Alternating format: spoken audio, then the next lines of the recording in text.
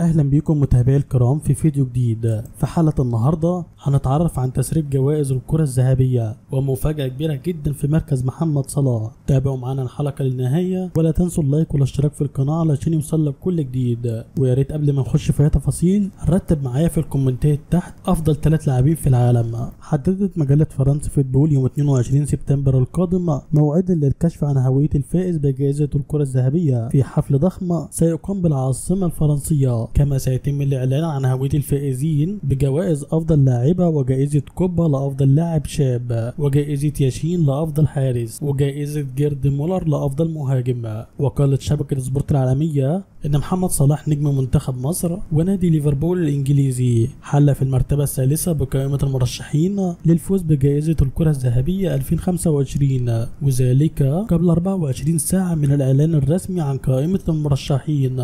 ويتصدر عثمان ديمبلي جناح فريق باريس سان جيرمان قائمة المرشحين للفوز بجائزة الكرة الذهبية، ويأتي في المركز الثاني فيتينيا نجم منتخب البرتغال ونادي باريس سان جيرمان، ثم محمد صلاح في المرتبة الثالثة. وحصد فيتينيا 4 ألقاب مع باريس سان جيرمان، لكن يمتلك سلاحيا إضافيا بتمثيله في المساهمة بحصول منتخب البرتغال على لقب دوري الأمم الأوروبية. وجاء لامين يامال ورافينيا ثنائي برشلونة الأسباني في المركزين الرابع والخامس. وبس كده متابعي الكرام نكون نهيت حلقتنا. شاركونا برأيكم في الكومنتات تحت وانتظرونا في فيديو جديد. دمتم على خير والسلام عليكم ورحمة الله.